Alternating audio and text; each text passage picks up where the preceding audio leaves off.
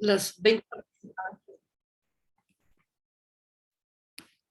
que en este momento tenemos en nuestro webinar del ABC del inversionista en el Ecuador, que en esta oportunidad nuestra firma afiliada, el estudio jurídico Ceballos y Novoa, nos va a dar este webinar. Para todos los que están aquí presentes, reciban un cordial saludo de la Cámara Colombo-Ecuatoriana de Industria, Comercio e Integración y de todos los empresarios afiliados a esta Cámara. Muchas gracias por su presencia, muchas gracias por estar aquí con nosotros, porque estos son temas que son muy interesantes para todos aquellos empresarios que queremos hacer negocios entre Colombia y Ecuador. La Cámara Colombo-Ecuatoriana es una entidad gremial fundada hace más de 35 años aquí en Colombia. Nuestra sede es Bogotá. Y nuestro mandato superior es facilitar los negocios entre Colombia y Ecuador. Para ello, la Cámara tiene 3 mandatos importantes. Primero, ayudarle a nuestros empresarios a generar negocios y oportunidades de negocios, facilitando también sus negocios entre los 2 países, ser un vocero autorizado que represente los intereses y defienda los intereses de negocios de nuestros empresarios afiliados y ser una entidad que ayude a nuestros empresarios afiliados a hacer una bisagra entre las entidades del Estado, tanto de Colombia como de Ecuador, y para solucionar todas las necesidades que tengan nuestros empresarios afiliados. En este orden de ideas, pues la Cámara desarrolla este tipo de actividades que van encaminadas a fortalecer y apuntalar el desarrollo de negocios entre ambos países. Permanentemente estamos enviando información a nuestros empresarios afiliados sobre temas económicos, situación de confianza país, indicadores económicos que nos ayuden a tomar decisiones gerenciales acertadas.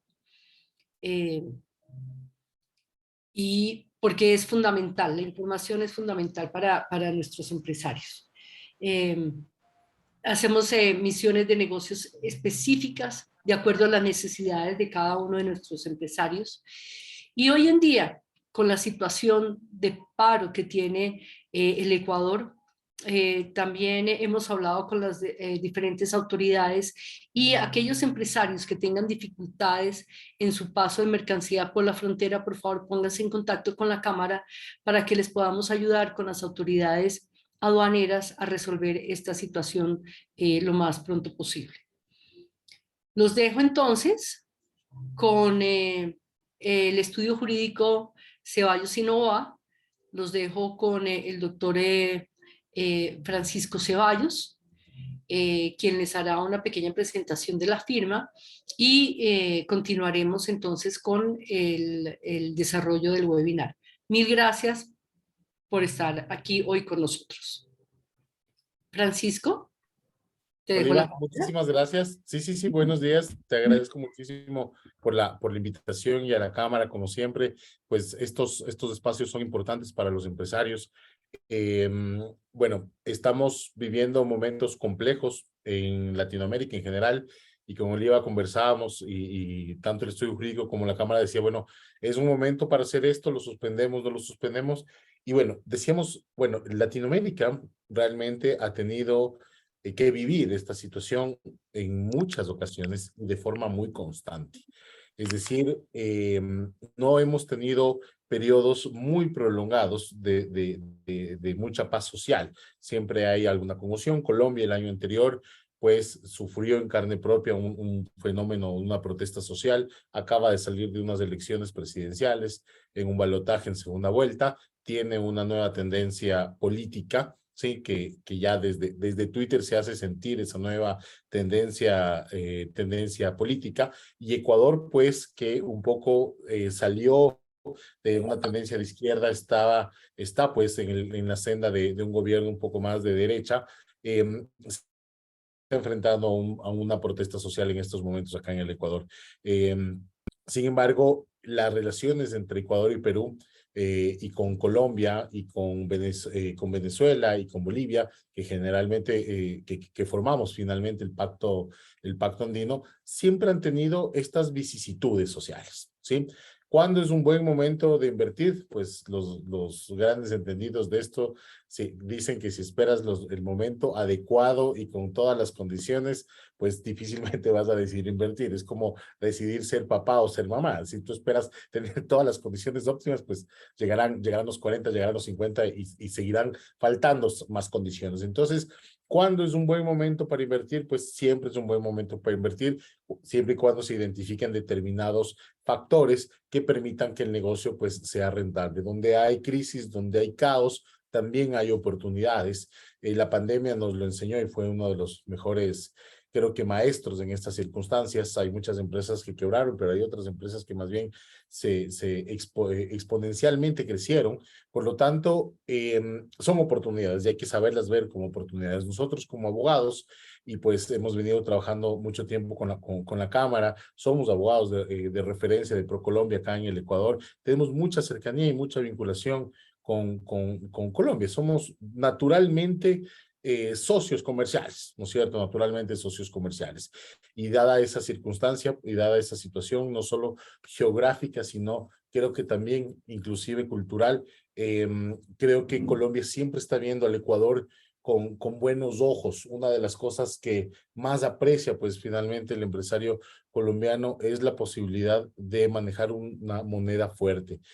Actualmente, pues el peso colombiano está un poco devaluado, está llegando a los 4,000 pesos por cada dólar. El dólar es una moneda un poco más estable, tampoco es que sea perfecta, ¿no? Ahorita el dólar está sobrevalorado y eso implica que el Ecuador deja de ser muy competitivo en mercados extranjeros porque a diferencia de Colombia no tiene una política monetaria porque no tenemos moneda propia, pero siempre el dólar es atractivo, ¿no? Y es lo que más les interesa muchas veces a los empresarios. Entonces, dada esta breve introducción, pues yo les quiero dejar con la abogada Michelle Bermeo.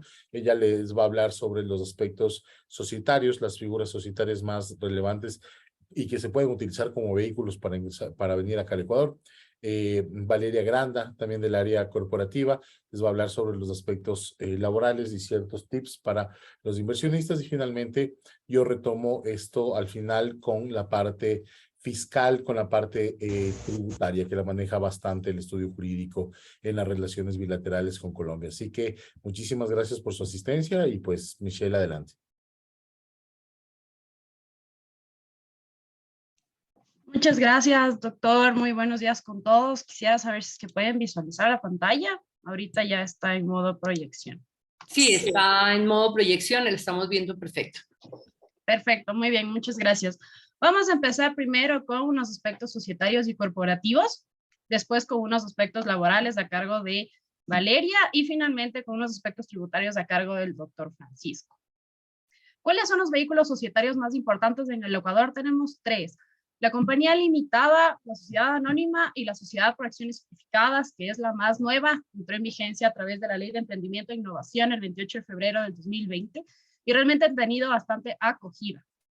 Ahora bien, la compañía limitada se caracteriza por tres condiciones. Primero, requiere de un capital mínimo de $400 para ser constituida con mínimo 2 socios y máximo 15. Eso significa que nosotros debemos constituirlo mediante escritura pública ante notario, pagar dichos costos y también inscribirlos en el registro mercantil.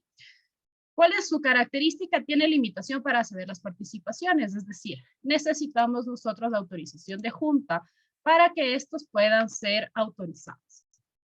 Respecto a la sociedad anónima, es una de las que más se utiliza cuando requerimos la libre transaccionalidad de acciones. Si contamos con un capital mínimo de $800, igual se realiza por escritura pública. Y aquí tengo la característica de que necesito mínimo 2 accionistas y no tengo máximo. Ahora, me voy a detener un poco en las sociedades por acciones simplificadas, que son las SAS, porque como les mencionaba, es la figura societaria más nueva. De hecho, un estudio en el 2021, las SAS fueron el 49% del total de empresas constituidas en el Ecuador. Eso significa que cumplió con su meta, ¿no es cierto? A través de la ley de emprendimiento e innovación, lo que se buscaba es que ya no tengamos estas limitaciones que tenían muchos emprendedores de contar con un socio adicional para poder constituirse y después tener cierto tipo de bancarización y reconocimiento y demás, sino que ahora ya puede ser constituido con un solo accionista. No necesito un capital mínimo, es decir, si es que yo tengo $100 para constituir mi negocio, pues yo lo puedo hacer. Tengo la oportunidad de una libre transaccionalidad de acciones, salvo que yo pacte lo contrario en el estatuto. Normalmente se suele pactar al menos de unos 5 o unos 10 años para que el capital accionario que está constituido o los accionistas que lo han conformado se mantengan como tal hasta estabilizar la sociedad. Se constituye de forma presencial o electrónica. Esta fue una innovación de parte de la Superintendencia de Compañías, puesto que se dieron cuenta que con la sociedad anónima y la compañía limitada, a veces lo que más le molestaba a las personas que estaban constituyendo estas sociedades era precisamente acudir a la notaría, realizar las firmas, después cancelar dichas facturas, lo propio con el registro mercantil. Y ahora, mientras tengan una firma electrónica, se puede constituir inclusive sin una asistencia de un abogado ante el sistema de la Superintendencia de Compañías. No necesita escritura pública, no necesita tampoco inscripción en el registro mercantil. Todo funciona con dicho organismo. Es bastante interesante porque esta sociedad reúne lo mejor de la sociedad anónima y lo mejor de la compañía limitada, y es por eso que a la fecha ha tenido muchísima acogida.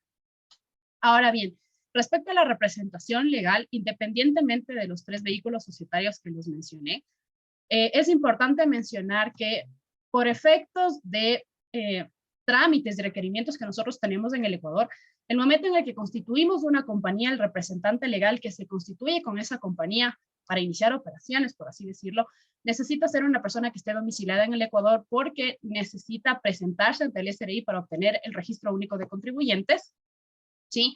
Sin embargo, ¿cuál es la práctica? La práctica es que los abogados asesores que les ayudan se constituyen como representantes legales y después se nombran a los representantes legales que los socios así deseen, y para ello ya no es necesario que la persona esté domiciliada aquí en el Ecuador. Ahora bien, ¿cuáles son las obligaciones principales del representante legal dentro de los 3 ámbitos ejes en el mundo corporativo? En el ámbito societario tenemos a la representación legal, judicial, extrajudicial, en todo proceso, la presentación de informes de gerencia, balances, estados financieros, propuesta de distribución de dividendos, es responsable y custodia de los libros societarios de la compañía y actúa con la debida diligencia, que aquí se le conoce como el deber del buen padre, básicamente. ¿Cierto? Que el empresario, el representante legal, más bien dicho, siempre vea en aras del crecimiento y el bienestar de la compañía. Respecto al ámbito laboral, tiene que representar en cualquier proceso administrativo, suscribe los contratos laborales, las adendas y los demás afines, realiza todos los procesos de afiliación al IES, avisos de entrada, avisos de salida, registra el reglamento interno de trabajo y también el reglamento de seguridad y salud ocupacional. Y finalmente, en el ámbito tributario, lo más importante es, primero, verificar el cumplimiento de las NIFs. También representa a la empresa ante cualquier administración tributaria, sea la nacional por medio del SRI o sea la seccional a través de los gobiernos autónomos descentralizados. Presenta los reclamos tributarios, los reclamos de queja, de revisión y reclamaciones, y también asume de forma solidaria las obligaciones tributarias derivadas de la gestión de la compañía, justo porque, como les mencionaba anteriormente, esto implica que tiene que actuar con la debida diligencia. Ahora bien, un punto importante es, en el Ecuador para nosotros, sobre todo con ustedes que tenemos unas buenas alianzas, nos interesa que conozcan sobre los contratos de inversión.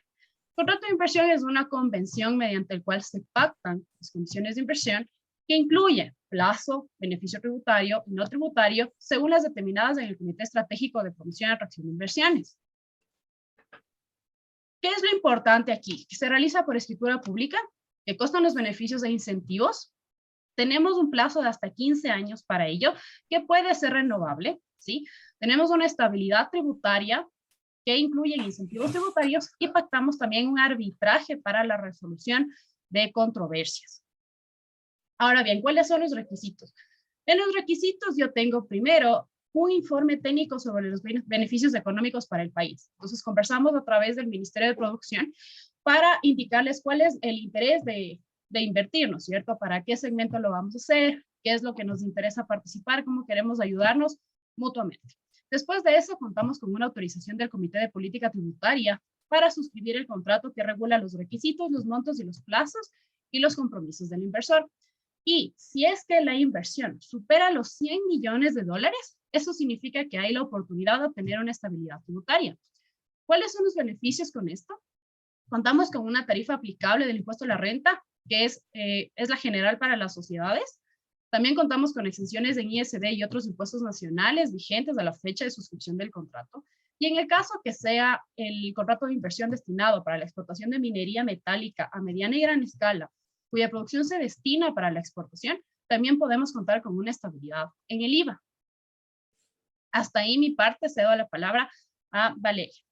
Perdón, Michelle, nada más para un poco más de claridad, puede regresarle a los contratos de inversión. Quisiera detenerme un poco en esta parte.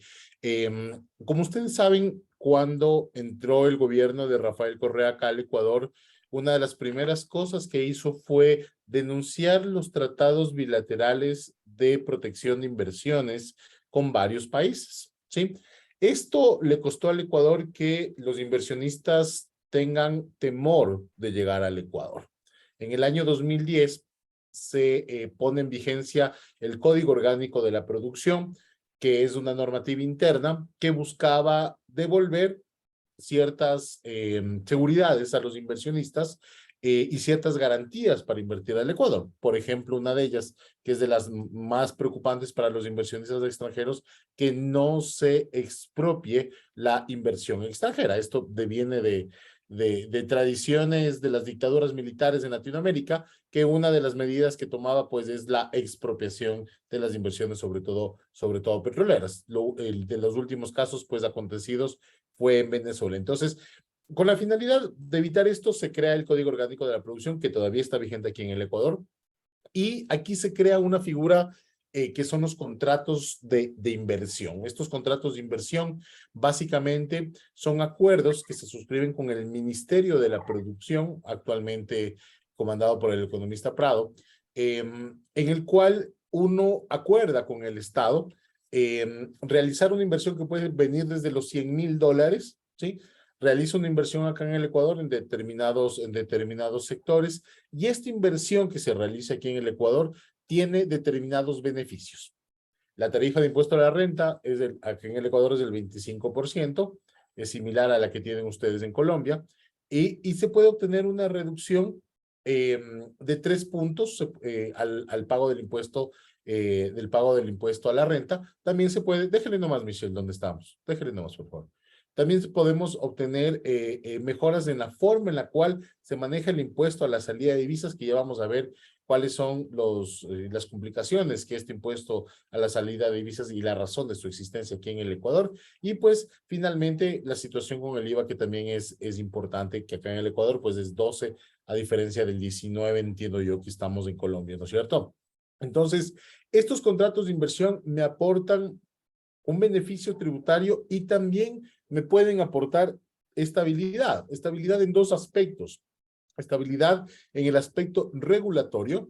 Yo soy una empresa colombiana, por ejemplo, que me dedico, y estamos ahorita trabajando con una de esas, voy a poner un caso de la vida real, una empresa colombiana que tiene un manejo en operación de centrales hidroeléctricas y construcción de centrales hidroeléctricas, tiene experiencia. Entonces quiere venir acá al Ecuador. Acá en el Ecuador pues hace un tiempo tuvimos un colapso, no hace un tiempo, estamos prácticamente en un colapso de uno de los proyectos más grandes de generación hidroeléctrica acá en el Ecuador, el Coca-Cola Sinclair, porque pues lamentablemente la empresa china no fue del todo adecuada en cuanto a su escogitamiento, y pues técnicamente ha dejado mucho que desear la central hidroeléctrica. Entonces, claro, el Ecuador desesperado está buscando quién construya otros proyectos hidroeléctricos, ¿no es cierto? Entonces, tenemos intereses de personas de Latinoamérica que están viniendo acá al Ecuador, ¿sí? Y que dicen, bueno, oye, yo quisiera invertir, pero no me da mucha seguridad la inversión en el Estado. Entonces, mira, firmamos un contrato de inversión con el MIPRO y tenemos un documento que nos ampara mucho más, ¿sí? Y de esa manera se pueden hacer desembolsos más adecuados. Uno de los beneficios, por ejemplo, que se puede obtener es que la inversión que venga, cuando regrese, cuando retorne, la inversión pues no paga el impuesto a la salida de divisas. Una de las principales quejas de los inversionistas extranjeros es, oye, mira, me estás diciendo que para invertir $1 millón en el Ecuador, cuando lo quiera sacar, voy a tener que pagar el impuesto a la salida de divisas. Y claro, ahí es donde dicen, bueno, es que ¿por qué me cobran un peaje si es que más bien estoy generando inversión acá en el Ecuador? Entonces, estos contratos de inversión permiten justamente derribar estas barreras que no dejan que la inversión fluya de la forma más adecuada. Entonces, cuando ustedes como empresarios colombianos y representantes de las cámaras, que a su vez seguramente compartirán esta información con sus agremiados, díganles que uno de los aspectos que se debe considerar y que deben preguntar a sus asesores en el Ecuador es si es que el negocio que ustedes van a emprender, si es que el monto de la inversión que ustedes van a generar puede ser objeto de un contrato de inversión. Entonces, claro, si la respuesta es sí, pues entran al Ecuador con mejores beneficios, ¿no? Entonces, eso nada más quería aclararles, quería comentarles finalmente que se han firmado decenas de contratos de inversión, sobre todo en el último año. El MIPRO hizo bastante más fácil la operatividad de estos contratos de inversión y hoy en día son bastante más comunes de lo que eran antes, ¿sí? Así que es una buena alternativa, es una buena opción para el inversionista colombiano y pues puede ver maximizada su rentabilidad en una inversión en el Ecuador a través de la firma de estos contratos de inversión. Eso quería aclarar. Si alguien tiene alguna duda, por favor, nos la hace saber y pues si no, continuamos, Valeria, con usted. Listo, muchas gracias, Francisco. ¿Cómo están todos? Buen día. Ok, algo que es importante que también tomemos en consideración, aparte de lo que nos ha explicado claramente Michelle, con el vehículo societario, con cómo nos vamos a desarrollar en nuestras actividades fuera de nuestra esfera común, digamos, en este caso, es importante que también tengamos en consideración ciertos aspectos laborales que muchas veces sí son bastante diferentes de lo que se maneja pues en Colombia, a pesar de que compartimos, digamos, un mismo continente, muchas veces es bastante diferente cómo se maneja, ¿ok? Entonces sí es algo que también tienen que tener en consideración. Básicamente lo que vamos a tratar en este momento son cómo se desenvuelve una relación laboral de forma ordinaria acá en el Ecuador, principales modalidades de contratación, cómo me debo decantar para un trabajador, cómo me debo decantar para una persona que me preste servicios y pues para que puedan tener más clara más o menos cómo se maneja esto. Ok, las relaciones laborales son relaciones, convenios bilaterales en los cuales tenemos ciertos principios, ciertos elementos que determinan una relación como una relación laboral, ¿ok? El primero sería la prestación de servicios lícitos y personales. Es decir, solo una persona natural, una persona de carne y hueso como cada uno de los que estamos aquí, puede comprometerse a ejecutar por sí mismo y no por un tercero una labor o un cargo determinado, ¿ok? Es una relación directa empleador-trabajador. Tiene una continuada dependencia o subordinación. Este es el elemento que, digamos, destaca de las relaciones, o más bien que nos diferencia de una relación civil a una relación laboral. Es en el cual se exige que se cumplan órdenes en cualquier momento, según el tipo de contrato o trabajo que desempeña, en las horas, del lugar, la duración del contrato con ciertos límites, pues evidentemente tipos de jornadas, lugar de trabajo y demás. Pero pues se puede tener un control directo con lo que la persona está realizando. Y recibe una contraprestación directa. Se entiende como retribución en dinero, básicamente no existe el trabajo gratuito, por el servicio prestado. Ok, y sin que exista a través de esta, más allá que la vinculación o el contrato laboral, sin emisión de facturas, sin emisión de ningún comprobante, sino que se entiende un pago directo. ¿Ok? ¿Cuáles serían las principales obligaciones de los empleadores acá en el Ecuador? El empleador puede ser tanto una persona natural como una persona jurídica, es decir, una compañía. ¿Ok? Cumplir con la legislación vigente y los acuerdos en vigor, tanto normativa internacional como normativa interna. Acá en el Ecuador, si bien tenemos un código de trabajo, como ustedes la tienen allá, su ley laboral, acá el Ministerio de Trabajo también regula mucho las relaciones laborales. Entonces, emite acuerdos laborales, directrices ministeriales, que también pues son aplicables o forman parte de la legislación que tanto trabajadores como empleadores debemos cumplir. Debemos registrar la forma de contratación acá en el Ecuador a través de un sistema que existe, un sistema 100% en línea, en el cual pues se registra el tipo de contrato, la duración, los datos de la persona, los datos del empleador, la remuneración, la jornada, inclusive, como lo vamos a ver adelante, tenemos algunas nuevas inclusiones de contratos que nos piden pues ciertas particularidades y también la obligatoriedad de afiliar al sistema de seguridad social pertinente, que en este caso es el IES, el Instituto Ecuatoriano de Seguridad Social. Acá en el Ecuador, digamos que registrar el contrato en el SUT no debe ser mayor a 15 días desde que inició la relación laboral, digamos en este sistema que lo tenemos. Y la afiliación al Instituto de Seguridad Social debe ser desde el primer día de labores, desde el 2017, si no me falla la memoria. La falta de afiliación en el Ecuador se considera un delito, ¿ok? Entonces es necesario que si la persona es un trabajador, pues se entienda concatenado o bajo este régimen de afiliación, ¿ok? Se Bueno, debe velar por la seguridad. Perdón, ¿alguien tenía alguna inquietud? ¿No? Continúo. Se debe velar por la seguridad y la salud laboral del trabajador, evidentemente. ¿Le puedes regresar, por favor, mi querida Michelle? Gracias. Facilitar su labor proporcionando todos los insumos e instrumentos que requieran para el cumplimiento de sus funciones, así como proporcionar las indicaciones suficientes para evitar la comisión de errores. Es decir, entregarle los elementos que sean necesarios. Si tengo un trabajo, digamos, más administrativo, computador, mouse de ser necesario. Si tengo un trabajo de ventas, tal vez un teléfono. Si soy una persona que sale a campo, si soy una persona que está en área logística, elementos de protección personal, todos estos implementos que evidentemente son propiedad del empleador, pero que se encargan o más bien se entregan para el cumplimiento de las labores y evidentemente pues el trabajador tiene que velar por su correcto cuidado. Cumplir con las disposiciones sobre salarios, sueldos, remuneraciones, indemnizaciones, haberes laborales de conformidad con la ley. Acá en el Ecuador tenemos un salario mínimo de $425 con una jornada ordinaria. Ordinaria me refiero a 8 horas de trabajo, ¿ok?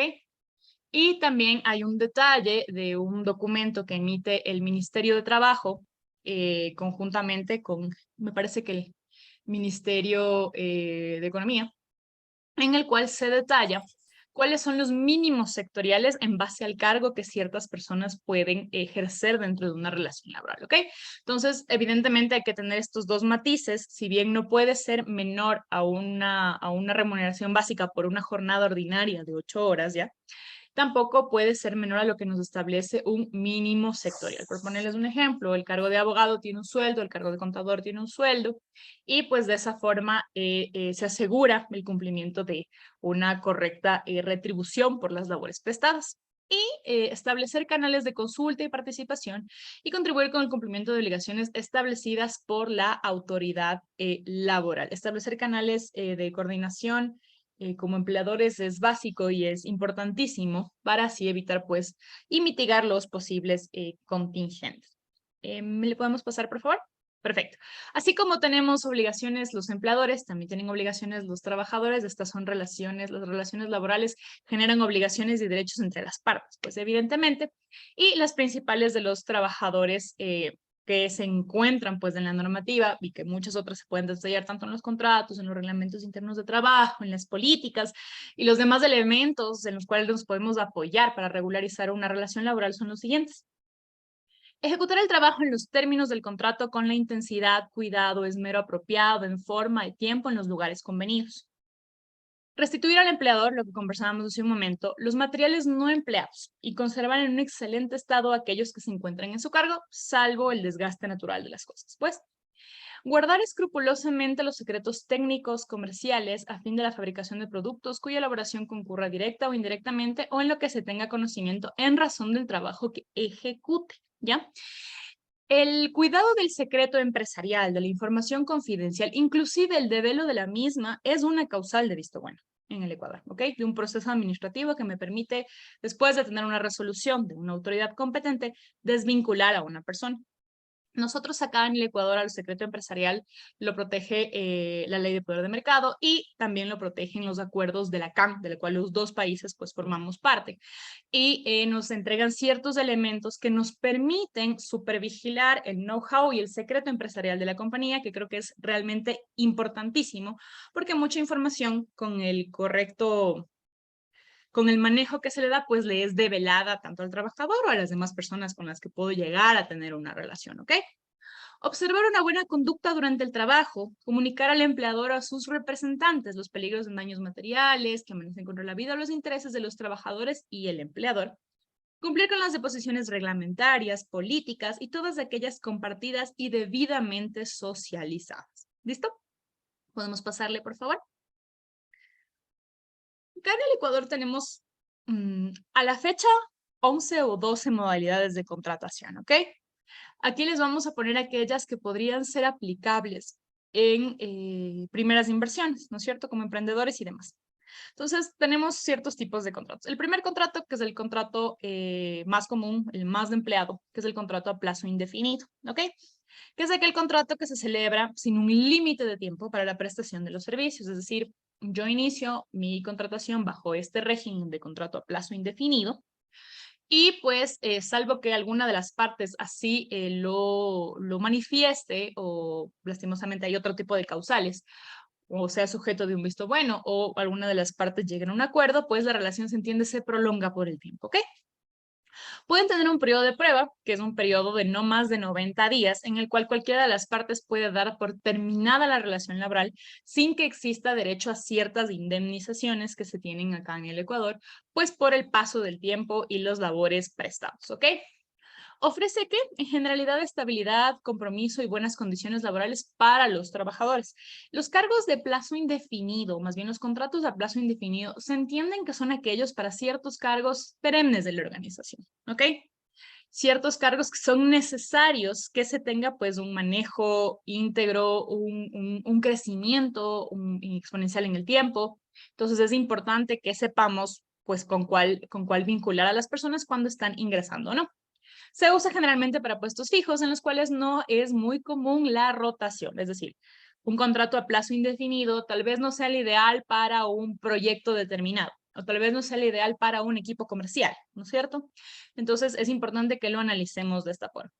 Como les mencionaba, pueden celebrarse en jornadas ordinarias, son las de las 40 horas semanales, 8 horas diarias, o parcial hasta 30 horas semanales, que es otra modalidad de contratación, y con un salario que no sea menor al salario básico para el Ecuador, que como les mencionaba hace un momento, para este año es de $425.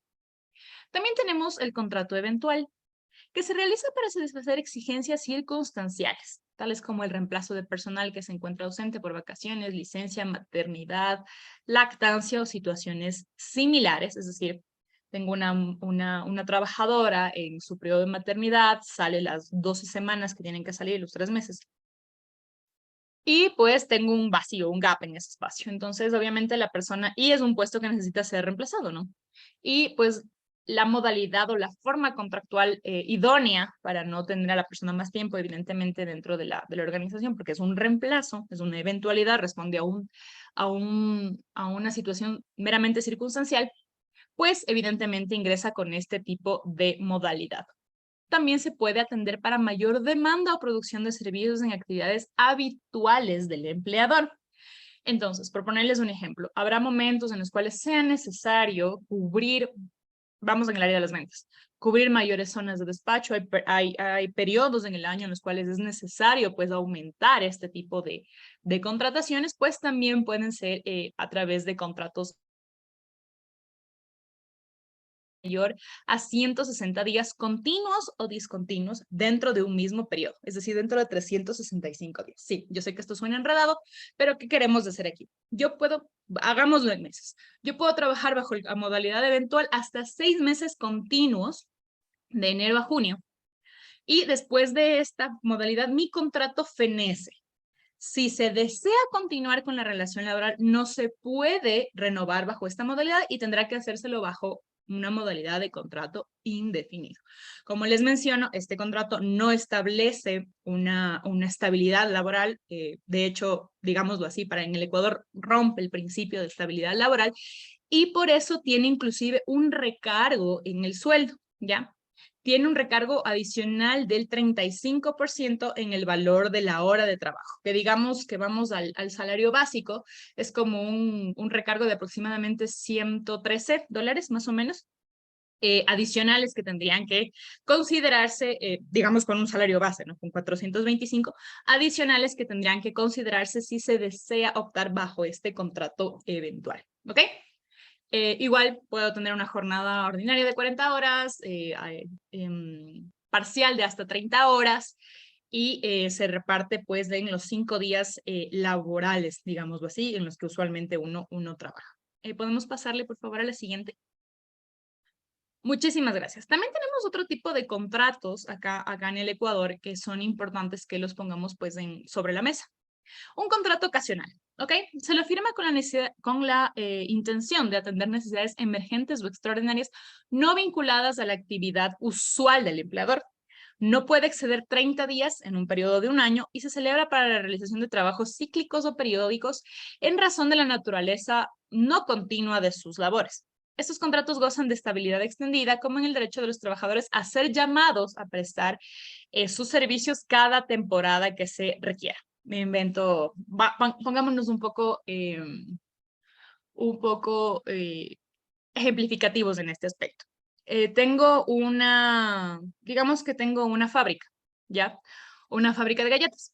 En mi fábrica de galletas tengo una producción ordinaria de tanto tiempo, pero en noviembre y octubre tengo que tener una producción incrementada porque evidentemente en diciembre viene Navidad y mi demanda aumenta. Entonces, puedo tener contratos ocasionales de hasta 30 días con personas que me permitan aumentar mi producción, evidentemente, pero existe la obligatoriedad de llamarlas en el siguiente periodo. Es decir, las llamo en octubre de este año, en noviembre de este año, y tengo que llamarlas en el 2023, ya sí, 2023, sí. Y así en el 2024 y como pasa el tiempo, evidentemente.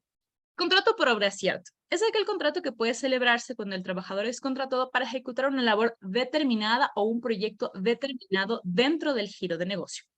En este tipo de contratos no se toma en cuenta el tiempo del trabajador, sino el tiempo en el cual la persona se demore en realizar la obra en la cual haya sido encargada o le haya sido encomendada en su momento. Son jornadas de máximo 40 horas distribuidas hasta en 5 días de trabajo. ¿Ok? Y el contrato por obra o servicio determinado dentro del giro del negocio. El contrato por obra cierta por lo general se usa mucho más en el área de la construcción, en el área de la producción, en el área en la cual yo comercializo tangibles. ¿Ya? Por lo general. Y en el contrato por obra o servicio determinado dentro del giro de negocio es un contrato en el cual yo también puedo hacerlo por proyectos, ¿no es cierto? Tengo un proyecto determinado y pues tengo una mayor carga operativa en ese aspecto. El trabajador es contratado para desarrollar una obra cierta o prestar un servicio específico que requiere el empleador en su momento. El contrato terminará por la conclusión de la obra o el servicio. Por ponerles un ejemplo, contrato a una persona para que me desarrolle un software totalmente personalizado. Lo necesito bajo un régimen laboral, porque como lo hemos mencionado, bajo el régimen laboral yo puedo ejercer control, a diferencia de como lo vamos a ver en el régimen civil. ¿Quién recibirá una remuneración que puede ser mensual, quincenal, semanal, según lo acordado durante este contrato?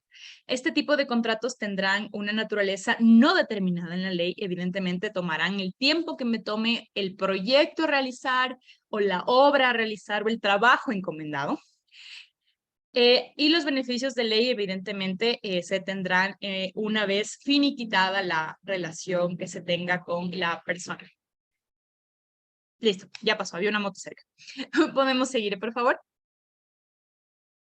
Ok, ahora bien, como bien nos mencionaba Michelle, a raíz de la emisión de la ley de emprendimiento, trajeron cierto tipo de facilidades o flexibilización laboral también en este ámbito que nos concierne en este momento. Con la ley de emprendimiento también salió el contrato de emprendimiento o el contrato de nuevas inversiones, ¿ok? Que es aquel contrato laboral celebrado entre un empleador inscrito en el Registro Nacional de Emprendimiento. Es decir, yo tengo que constar en una base de datos, digamos, del Ministerio de la Producción en este caso, para poder celebrar este tipo de contrataciones, ¿ya? En el cual el trabajador prestará las relaciones en el cual el trabajador prestará las relaciones bajo dependencia en este emprendimiento en particular. Como lo hemos mencionado antes, en este Registro Nacional del Emprendimiento pueden estar registrados tanto compañías como personas naturales. Por lo general, el emprendedor en un inicio es él, y conforme se vaya moviendo en el mercado, pues incurren otros gastos como la conclusión de una compañía, la contratación de personal y demás. Pero para usar este tipo de jornadas, pues es necesario que se tenga este catastro, ¿ok?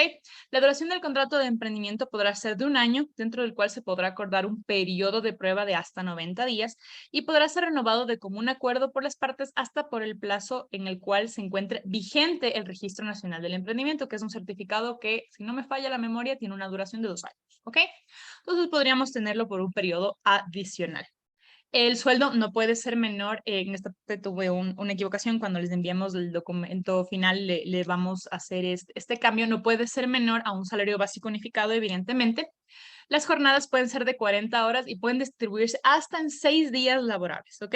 Esto nos da una facilidad también en materia laboral o de flexibilización, en la cual puedo pues distribuir las 40 horas ordinarias de trabajo hasta en 6 días laborales, y siempre y cuando tenga un descanso de entre cada 4 horas de trabajo continuo, y también le aplican las horas complementarias y suplementarias. Incluso se podrán pactar jornadas continuas de hasta 20 días de trabajo, evidentemente, en las cuales tendremos pues una producción continua, digámoslo así, y debe asegurarse al menos un descanso, si es que no estamos en modalidad continua, digamos de estos hasta 20 días, de al menos 24 horas. No siempre coincide con el fin de semana, es verdad, puedo tenerlo en jornadas rotativas a las personas bajo este contrato de emprendimiento, pues para siempre tener la operatividad que necesito en el momento en el cual sea detallado. Lo chévere de este tipo de contratos es que esta flexibilización la permite hacerla de común acuerdo entre las partes. A diferencia de los contratos que revisamos anteriormente, en los cuales era necesario contar con una resolución, con un acuerdo, con un documento que me diga, ok, usted puede tener jornadas de hasta 6 días. Entonces, emitido por el Ministerio de Trabajo. Con este tipo de contratos, pues podemos apalancarnos también en la carga operativa que vamos teniendo. Si termino el contrato antes del plazo convenido, el trabajador pues tendrá derecho al pago de las indemnizaciones que le correspondan. ¿Podemos pasar, por favor? Otra nueva modalidad que se ha incluido es el contratación o el contrato productivo, que es bastante similar al contrato de emprendimiento para los emprendedores, con la diferencia de que en este no necesito estar registrada en una base de datos para aplicarlo, sino que tengo que estar dentro del ciclo productivo. Si ustedes me preguntan qué ciclo productivo, al final del día puede ser todo. Entonces, lo manejamos de esta forma. Es aplicable a los sectores productivos, básicamente, puede aplicarse de forma continua o discontinua, por un plazo no superior a 1 año, puede tener un periodo de prueba de hasta 90 días y puede ser renovable por otro periodo inmediatamente igual. Si supera el segundo periodo, es decir, los 2 años, se convierte en una relación indefinida. Podemos también tener jornadas hasta en 6 días de trabajo con un descanso de al menos 24 horas. El trabajador tendrá un derecho al descanso cada 4 horas dentro de su jornada ordinaria. Se pueden pactar jornadas consecutivas aquí también para cubrir mayor producción sin que estas excedan las 5 horas de trabajo y las 8 horas por día. ¿Ok? Perdón. En este tipo de contratos, si más del 50% de la jornada diaria se encuentra o se ejecuta desde las 6 de la mañana hasta las 7 de la noche, se podrá entender como una jornada diurna sin que existan recargos por jornada nocturna, que también existen en los otros tipos de contratos, ¿ok? Entonces, si empiezo a trabajar a las 2 de la tarde, 2, 3, 4, 5, 6, 7, 8, 9. Y salgo a las 9 de la noche, más de la mitad de la jornada se encuentra todavía hasta antes de las 7 de la noche. Por ende, se tendrá una jornada diurna y no tendrá el recargo de hora nocturna, ¿ok? La remuneración no puede ser menor a un salario básico unificado y también tenemos que tener en consideración los mínimos sectoriales, que son este detalle del cual les hablaba en un inicio de la presentación. Si la culminación se da antes del plazo convenido o por decisión unilateral e injustificada del empleador en la cual te dices, ok, te vas, la persona tendrá derecho a gozar del pago de indemnización por despido intempestivo. Que para que lo tengan en mente, números en su cabeza, si la persona está menos de 3 años en la compañía, son 3 remuneraciones adicionales, y si está más de 3 años, es una remuneración adicional por cada año o fracción de año. Es decir, puede estar 5 años, un día, son 6 remuneraciones adicionales, ¿ok? ¿Podemos pasar, por favor? Y esto es importante que también lo tengamos en consideración, no solo por el hecho de que la inversión puede venir del exterior o puede ser del extranjero, sino porque actualmente la migración es un factor real, conocido y entendido por todos, ¿ok? En el cual es importante que como empleadores también estemos conscientes de cuáles son nuestros límites en la contratación, ¿ok? ¿Cómo puedo contratar a una persona que no es ecuatoriana? Es una persona que tiene que tener una situación regular en el Ecuador. Es decir, es una persona que cuenta con su pasaporte, cuenta con su visa, tal vez con una cédula o con un régimen de, se me fue la palabra, pero cuenta con una situación regular en el Ecuador, ¿ok? Debe tener, evidentemente, una visa de trabajo que dura 2 años y que puede ser renovada. Eso es un proceso que se hace a través de la Dirección de Migración. Solo puedo contratar personas que estén habilitadas para ser contratadas bajo relación laboral o bajo relación civil, ¿ok? Si no tengo una visa de trabajo, puedo tener una visa de inversión para tener una prestación de servicios profesionales. Tengo que tener registrado mi título en el país en el cual voy a prestar el servicio profesional. Evidentemente es importante, tengo que tener un RUC, si soy una persona natural, en la cual me habilite a prestar el servicio en el cual estoy diciendo que lo puedo hacer. Tenemos requisitos como son una petición por escrito, el formulario de visa, tener el pasaporte vigente al menos 6 meses, un currículum, el certificado de RUC de la persona que va a contratar y el modelo del contrato de trabajo. Germán tiene una duda. ¿El inversionista requerirá una visa?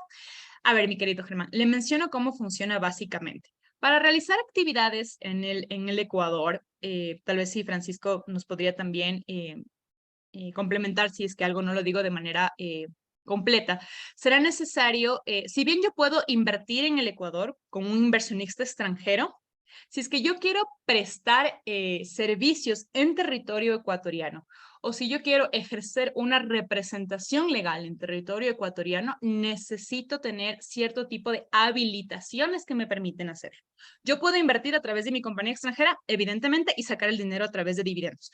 Pero si yo voy a ejercer actividades comerciales usuales en el Ecuador, ¿ya? Necesito tener una visa de inversionista o un régimen que me permita realizarlo. No sé si con eso lo hemos, exacto, como para ejercer la representación legal. Justo mi querido Germán. Si yo voy a ejercer la representación legal, necesito tener una visa de inversión o una visa de trabajo. De hecho, si voy a ser un representante legal que tiene una visa de inversión, mi compañía tiene que tener un capital mínimo de $12,500 en el Ecuador. Es importante que eso también lo tengamos en consideración. ¿Qué pasa? Si es que lo voy a constituir de esta forma, necesito que el representante legal tenga este tipo de, si el representante legal va a ser un extranjero. Porque para la apertura del RUC o la apertura de la cuenta bancaria tengo este tipo de particularidades. Pero es importante que también lo mencionemos que este impedimento se fenece si es que la representación legal se pasa después. ¿Ok? ¿A qué me refiero con esto? Puedo constituir la compañía como una persona ecuatoriana, una persona naturalizada o una sociedad ecuatoriana. Y evidentemente no voy a tener ninguno de los impedimentos que hemos hablado en este punto. No tengo visa de inversionista, no necesito un capital como el que les acabo de mencionar, Y después del primer año de operaciones, dicha representación legal puede ser cedida al tercero, que puede ser el representante legal que inclusive no esté en el Ecuador. ¿Ok? Y que puede actuar aquí a través de un apoderado general. No habría ningún inconveniente en ese aspecto. No sé si con eso ha quedado claro, mi querido Germán. Sí, nada más complementar que efectivamente en el Ecuador tenemos un tipo de visa temporal para inversionistas que se aplica básicamente para lo que es actividades de inversiones, por ejemplo, aspectos inmobiliarios, asuntos comerciales, que es lo que acaba de decir Valeria, representación legal, apoderamiento y cargos administrativos inclusive dentro de las compañías. Entonces, ¿qué se tiene, por ejemplo, que acreditar para obtener una de estas visas? Se tiene que acreditar medios de subsistencia, que son los contratos de trabajo que se tienen con la empresa ecuatoriana o la promesa del contrato de trabajo con la empresa ecuatoriana, y pues que sea un valor adecuado para la subsistencia, un certificado de antecedentes penales que no tenga más allá de 180 días. Y lo interesante de esta visa es que no tiene un límite de permanencia en el Ecuador. Esa es una innovación que se dio en el año 2019, si no me falla la memoria, porque todas exigían que estemos un tiempo mínimo acá. Entonces tiene múltiples entradas y múltiples salidas del país, lo cual facilita muchísimo la inversión. Siempre tenemos las preguntas de si yo tengo una visa y yo obtengo una visa en el Ecuador, una visa de inversionista. ¿Qué pasa, por ejemplo, con mi estatus tributario? ¿Me convierto automáticamente en residente fiscal en el Ecuador? Y la respuesta es no, no necesariamente. Para ser residente fiscal en el Ecuador, tengo que estar más de 180 días acá en el Ecuador. Entonces, algo que siempre solicitamos que cuiden los inversionistas cuando tienen unas visas y tienen estas múltiples entradas, es que procuren no estar más de 180 días acá en el Ecuador, ¿sí? Porque el momento que están más de 180 días y es fácil detectarlo por el sistema de migratorio, salvo que entren por tierra, donde no siempre se registra el ingreso, que hay que decirlo de esa manera. Recuerden que igual entre Colombia y Ecuador, el único documento que necesitamos para traspasar la frontera es la cédula de identidad, ¿no es cierto? Que es uno de los acuerdos de la comunidad andina. Entonces, no, el tener una visa no me da una residencia fiscal, ¿sí? Y el estar más de 180 días en el Ecuador tampoco me hace acreedor a una visa. Entonces, esto hay que planificar con la debida antelación para que en caso que el representante legal vaya a ser extranjero y resida en Colombia, que se le pueda obtener una visa y pueda venir al Ecuador de forma libre. Creo que había otra pregunta. Si alguien, sí, nada más. Olive está indicando que pueden hacer las preguntas como lo acaba de hacer Germán, o si desean hacerlo oralmente, pues igual, encantados de absolverles. Siga, vale. Listo, muchísimas gracias, Francisco. Ya estamos en la última parte de este régimen en el cual yo les decía que es importante que tengamos en consideración cómo vamos a vincular a la persona a la organización, ¿ok? Ciertos tipos de características se pueden tener para una vinculación civil como para una vinculación laboral. Las características de la vinculación laboral ya las hemos revisado, y ahora es importante que entiendan que existen también vinculaciones civiles por prestación de servicios. ¿Qué es una prestación de servicios? Básicamente es un contrato, evidentemente, una relación conmutativa que genera obligaciones y derechos de cada una de las partes, pero en las cuales somos iguales, ¿ok? Quien me presta servicios, el profesional que me presta servicios, como la compañía, somos iguales. No existe subordinación, ¿ya? Por ende, no existe un nivel de control como el que existe con el trabajador. Claro está. Y evidentemente esta persona que me va a prestar el servicio tiene que ser una persona habilitada para prestar el servicio, ¿ok? Debe contar con un RUC. Si es comisionista, en su RUC debe estar determinado que la persona es comisionista o es un agente comercial, ¿ya? Si va a prestar servicios profesionales, en su actividad económica debe estar la prestación de servicios profesionales. Evidentemente, si es que no lo manejo así, no estaría teniendo un contrato o un objeto lícito. La persona no sería capaz de prestar el trabajo para el cual está mencionado que lo va a hacer, ¿ok? Evidentemente, ¿qué pasa con un freelancer o un comisionista? Son personas que, como no tienen una relación laboral, pueden prestar el servicio o trabajo para el proyecto en el que están en diferentes instancias o proyectos, diferentes personas, diferentes relaciones. Evidentemente, el control se vuelve un poco más limitado en este aspecto, inclusive puede tener una filtración de información entre compañías con las cuales la persona pues tiene la libertad de establecer relaciones comerciales. Evidentemente puedo tener cierto tipo de cláusulas que me protejan como compañía. Cláusulas de no competencia, cláusulas de confidencialidad de la información, cláusulas de devolución de la información con este tipo de contratos. Por eso es importante que las relaciones con los freelancers, los comisionistas o los agentes comerciales también sean debidamente reguladas con un documento que permita a mí como empleado, perdón, a mí como compañía, protegerme frente a la información que le estoy develando a la persona, cómo la persona me representa como compañía y qué tipo de obligaciones tiene esta conmigo. ¿No es cierto? Entonces, es importante que también lo manejemos de esta forma, que tengan siempre en consideración que la mayor diferencia, independientemente de los pagos de indemnizaciones, de afiliaciones y demás cosas que tiene las relaciones laborales, es la capacidad de ejercer control sobre las actividades que la persona está realizando. Yo puedo tener obligaciones igualitarias y deberes, sí, en una relación civil sí, pero el nivel de control es totalmente diferente, porque como yo les he mencionado, no hay esta relación de subordinación, como en la relación de dependencia, sino que somos pares, somos iguales que respondemos frente a una tarea o labor encomendada. ¿Ok? Entonces, siempre será un factor importante para decantar qué tipo de relación voy a tener, el tipo de control que necesito entregar, la información que le voy a develar a la persona, las actividades que va a realizar la persona, y con eso, pues, me podré decantar entre una contratación civil con una persona que esté habilitada para hacerlo, o una contratación bajo relación de dependencia. No sé si tienen alguna duda en base a lo que acabamos de conversar. Porque si no es así, pues continuamos con Francisco. Muchas gracias. Sí, antes de pasar con el tema tributario, yo quisiera topar tres aspectos que es muy importante que ustedes lo tomen en consideración al momento de hacer sus inversiones en el plano laboral.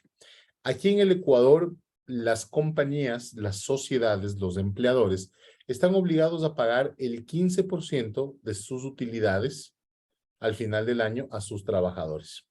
Esto no es común en todos los países, es común o es un poco más común en Latinoamérica, pero no es muy común en todos los países. Entonces, los inversionistas también dicen, bueno, tengo que pagar el 15% de utilidades a los trabajadores y cuesta entender la razonabilidad. Si dicen, yo pago sueldos, pago impuestos a la seguridad social, básicamente, ¿por qué tengo que pagar un 15% a los trabajadores? El Código de Trabajo establece esta obligación al final del año.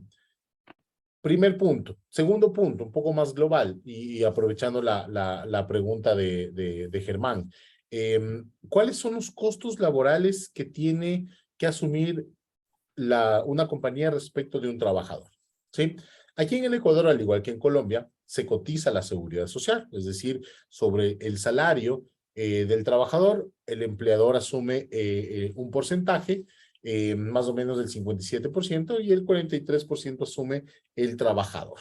¿Sí? Estamos hablando de que la empresa va a tener que asumir el 11.75% de la remuneración. Es decir, que si yo acuerdo con un trabajador $500, pues el 11% voy a tener que pagarlo a la seguridad social. ¿Sí? Y el trabajador pues aporta con el 9.15% que le corresponde. ¿Sí?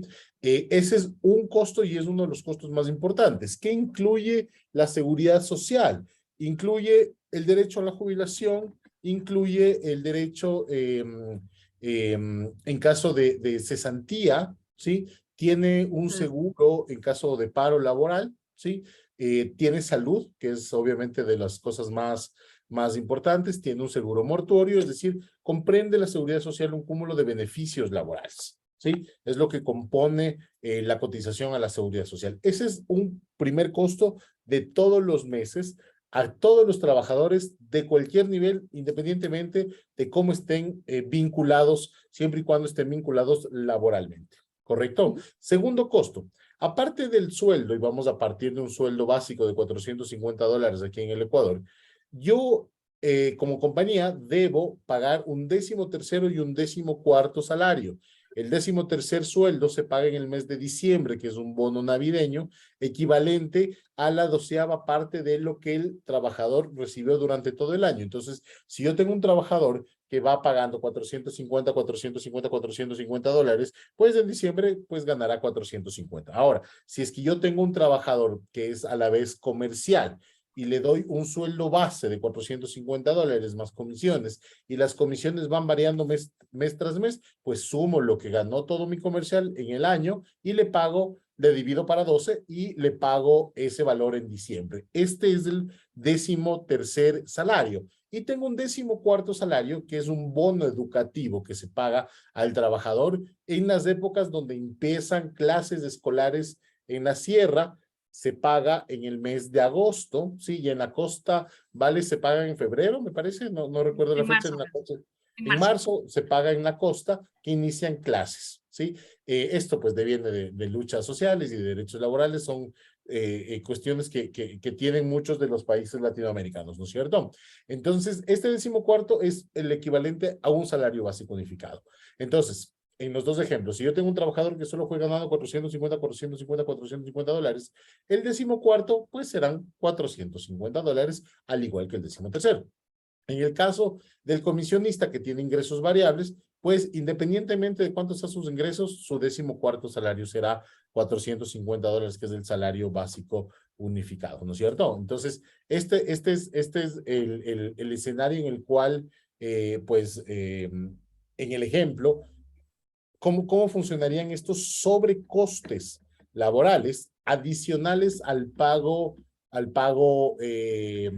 mensual de la remuneración, ¿sí? Estos son cuestiones que los tienen que considerar al momento de hacer las inversiones. Y aquí viene, para finalizar, el segundo punto que tenía, es tengan mucho cuidado cuando inician una relación laboral de inicio, partiendo con sus inversiones en el Ecuador.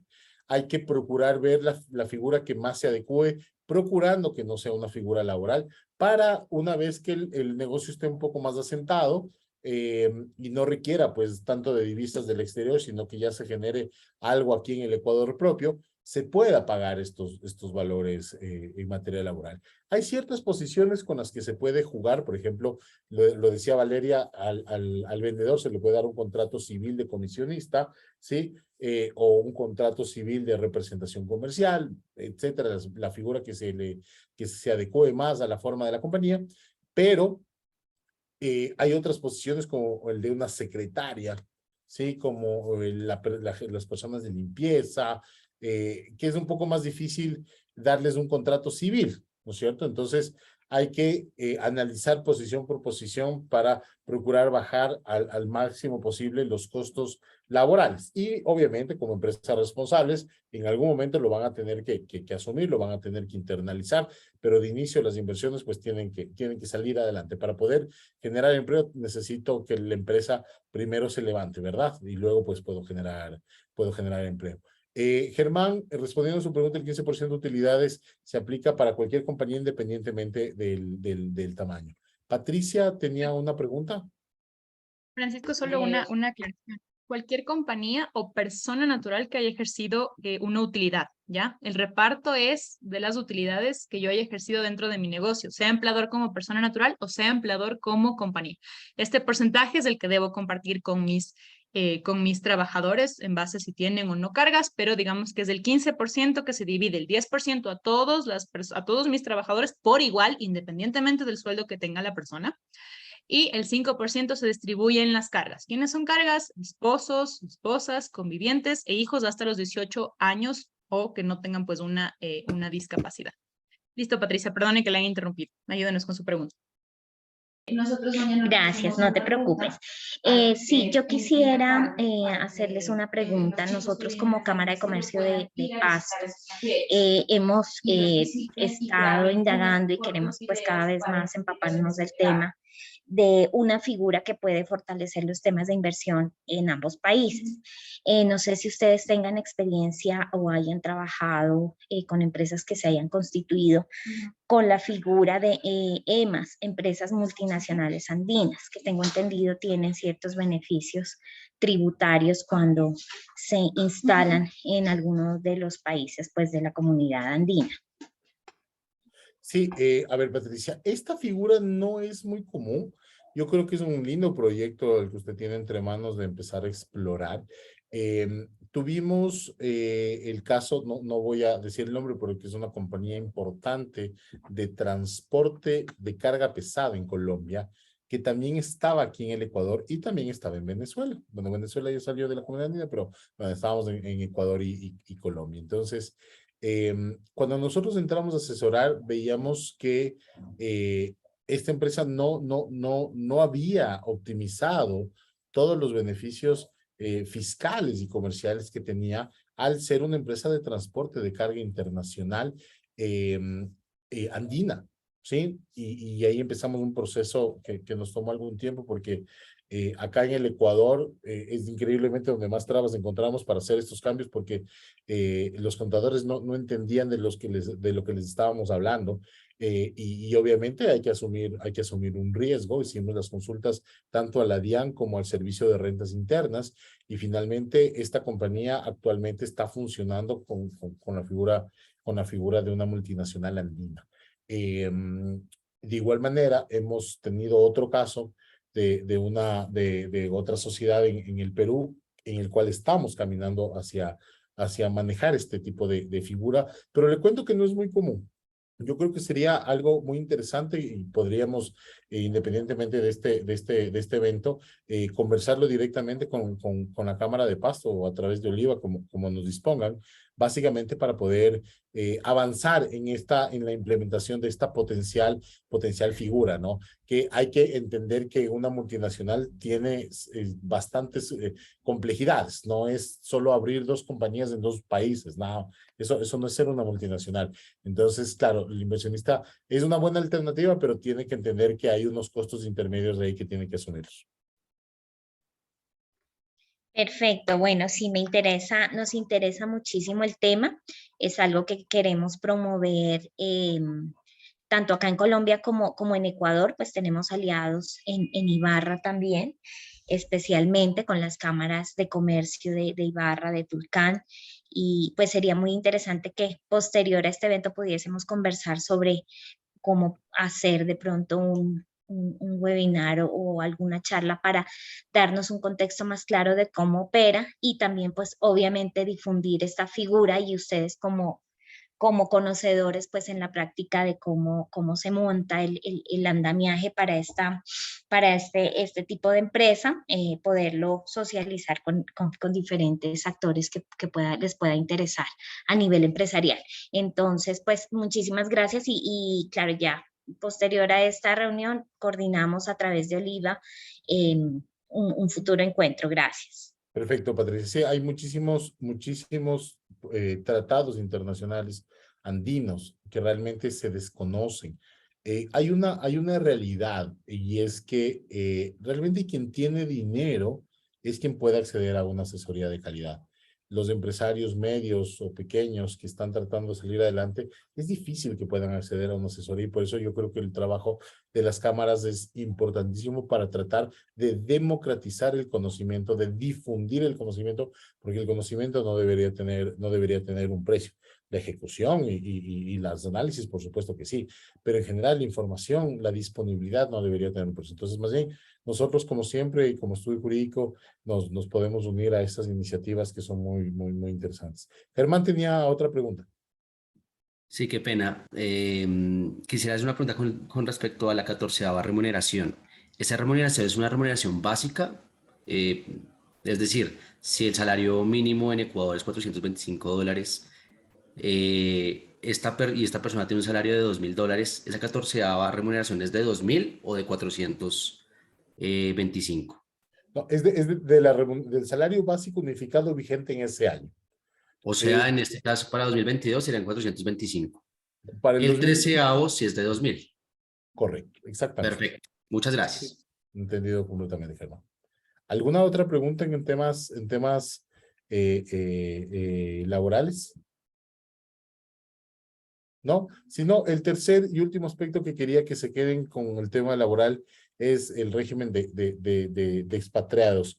Desde el punto de vista fiscal, y comentarles que inclusive entre Ecuador y Colombia hay suscrito un acuerdo bilateral, un tratado internacional, para que las cotizaciones que se hacen aquí en Ecuador sean reconocidas por la Seguridad Social en Colombia. Les estoy hablando de dos países europeos. Parecería que les estoy hablando de dos países europeos, pero sí, hay la normativa que está vigente en el Ecuador y saben que se nos ha hecho imposible poderla cumplir. Se nos ha hecho imposible poderla cumplir y creo que este es un momento adecuado inclusive para la Cámara mencionar la existencia de esta normativa y ver la forma en la cual las autoridades no solo firman papeles, sino que también hacen realidad este tipo de situaciones. Tenemos muchos casos de ciudadanos colombianos expatriados que van muchos años viviendo aquí en el Ecuador, ¿sí? Inclusive tenemos casos en los cuales personal en su momento diplomático que estuvo acá en el Ecuador y se quedó viviendo aquí en el Ecuador, ha hecho vida acá en el Ecuador, luego se regresa a Colombia después de un tiempo, pues, y claro, la seguridad social ni alcanzó en un país para su jubilación, ni alcanzó en otro país para su jubilación. Entonces, las empresas terminan enfrentándose a que traen un trabajador acá al Ecuador, pero ese trabajador no le interesa desconectarse de su seguridad social en Colombia porque va a regresar, ¿correcto? Entonces, terminamos cotizando una parte del salario en Colombia y terminamos cotizando una parte del salario en Ecuador para la seguridad social, lo cual es absolutamente inadecuado. Y pues sí complica mucho la relación. Entonces, hay un convenio internacional que permite trasladar los aportes de la seguridad social de un país a otro. Si hubiera una fórmula en la cual esto se podría hacer de forma más sencilla, yo creo que también sería algo muy importante para las compañías. Ya les digo, nosotros desde el punto de vista de la asesoría fiscal como abogados hemos procurado en algunas ocasiones, pero tanto en Colombia se quedan viéndonos con cara rara y acá en Ecuador ni se los digo, o sea, ¿de qué me estás hablando? O sea, ¿cómo voy a reconocer yo una afiliación que no me la pagaron a mí? Pero claro, obviamente los países entienden que es más importante el aspecto comercial que el aspecto económico individual de pocas personas que están en esta situación, pero pues, que puede generar un dinamismo comercial interesante. Entonces, eso también sería un aspecto, Oliva, que tal vez lo podemos trabajar como un proyectito binacional y ver si es que en algún momento se puede ejecutar ese tratado. Estos son los puntos laborales que tenía y ahora sí vamos al tributario. Si es que alguien no tiene alguna pregunta adicional. ¿No? Listo, vamos entonces con los aspectos tributarios, por favor. Avancemos, Michelle. Ecuador y Colombia no son países muy distintos en materia fiscal.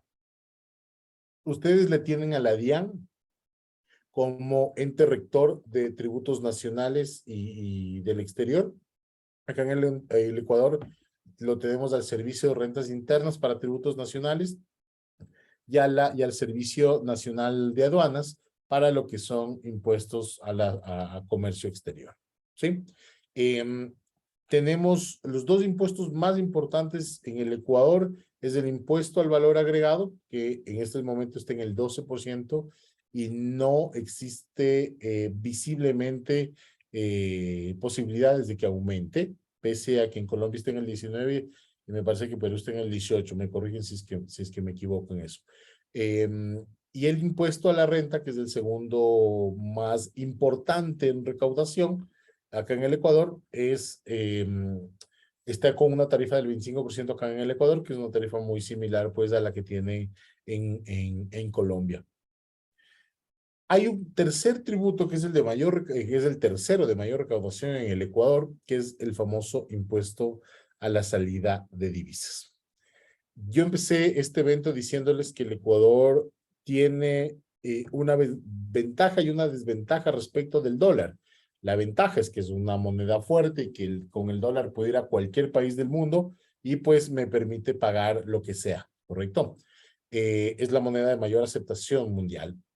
Y el problema que tiene el Ecuador es que como no es su propia moneda, depende de los vaivenes de Estados Unidos, ¿sí? Del Departamento del Tesoro de Estados Unidos principalmente.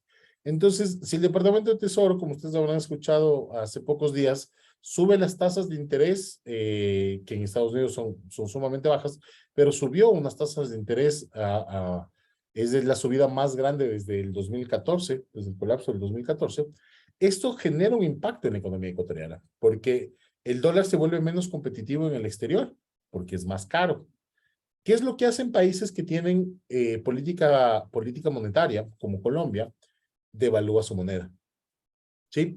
Y la devaluación de la moneda es un instrumento poderosísimo de las economías, justamente para tratar de ir controlando un poco el tema de precios. Aquí en el Ecuador, el no tener una política monetaria nos ha pasado factura en algunas ocasiones porque no podemos controlar los precios, ¿sí? Y por ello, cuando hay una escalada de precios, es difícil poder controlar el poder adquisitivo que tienen las personas, ¿no es cierto?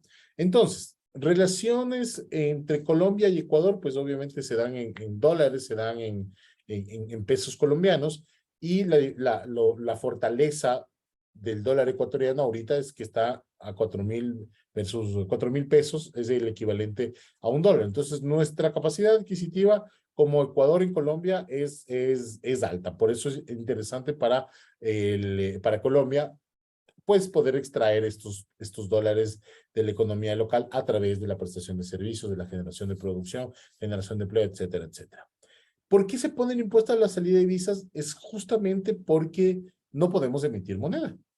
Y como no podemos emitir moneda, los únicos dólares que circulan en la economía nacional en el Ecuador provienen de las reservas monetarias internacionales, que básicamente se nutren de las exportaciones. Cuando las exportaciones son más que las importaciones, hay mayor circulante. Cuando las importaciones son más que las exportaciones, pues tenemos un problema de liquidez en la economía nacional y no puedo ir a mi banco central a decirme, por favor, imprímeme billetes. ¿No es cierto? No puedo. Tengo que salir a comprar papel moneda.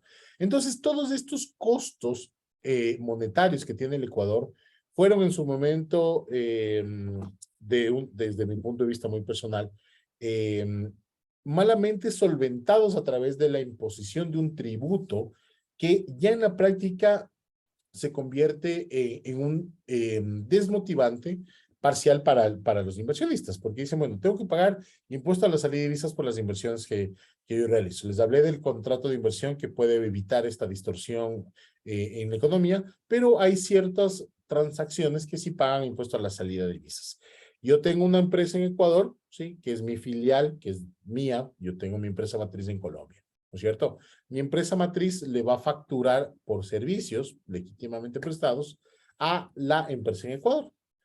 Le va a facturar el equivalente a $100,000. Entonces, se emite la factura desde Colombia, Ecuador recibe la factura, pues le carga el IVA local, ¿sí? Y va a realizar el pago. Y cuando vaya a realizar el pago, pues, adivinen que no les va a llegar $100,000, sino que les va a llegar menos el 5% de salida de divisas. Y en este tipo de transacciones, en especial en lo que son servicios, es donde se paga el impuesto a la salida de divisas de forma más recurrente, ¿sí? Donde hay situaciones que se puede reducir el pago del impuesto a la salida de divisas es en lo que son importaciones desde Ecuador de productos colombianos, que pues muchos de ellos pues ya no pagan el impuesto a la salida de divisas o generan un crédito fiscal, un crédito tributario para pagar el impuesto a la renta, ¿sí? O que puede ser objeto de devolución para el contribuyente.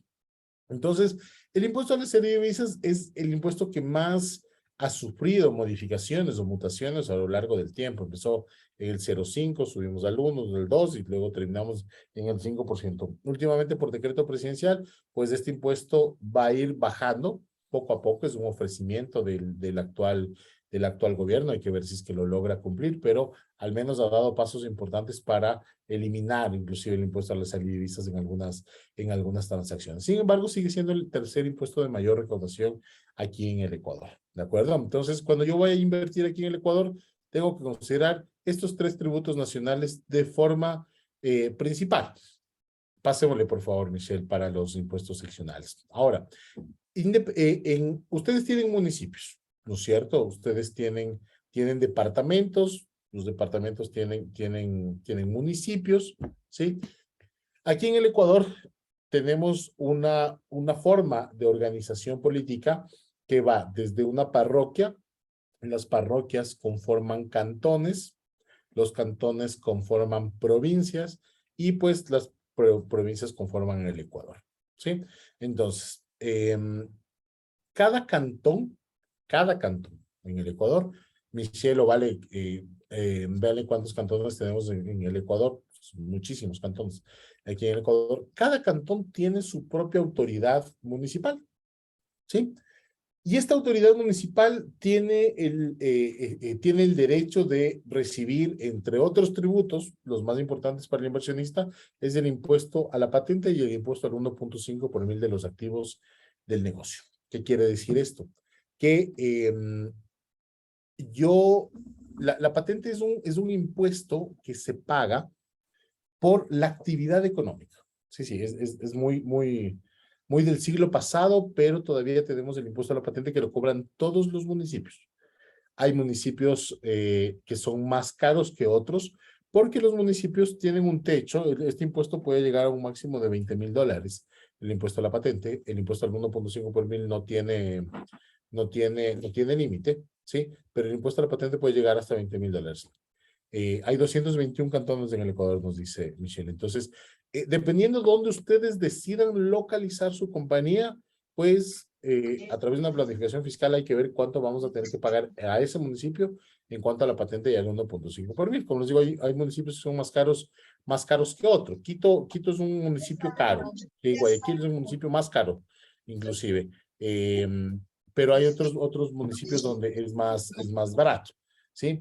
Entonces, la patente se paga básicamente sobre la declaración de impuestos del año anterior, ¿sí? Estos dos tributos se calculan sobre lo que yo le presente de información a la superintendencia de compañías, en caso de que sea una compañía regulada por esta entidad, y si soy, pues, otro tipo de sociedad, por lo que yo le presente al Servicio de Rentas Internas, que es el equivalente a su DIAN, ¿correcto? Entonces, en base a esas declaraciones, se presentan estos dos tributos, se hacen las liquidaciones y se pagan una vez al año. ¿Cuándo se pagan? Justamente en el mes de mayo, junio, se pagan en el mes de junio a los municipios. Entonces, tengo 3 tributos nacionales de los cuales me debo preocupar principalmente y 2 tributos seccionales que también me debo preocupar principalmente. No son los únicos, pero son los que van a ocupar el 90% de su actividad fiscal, ¿sí?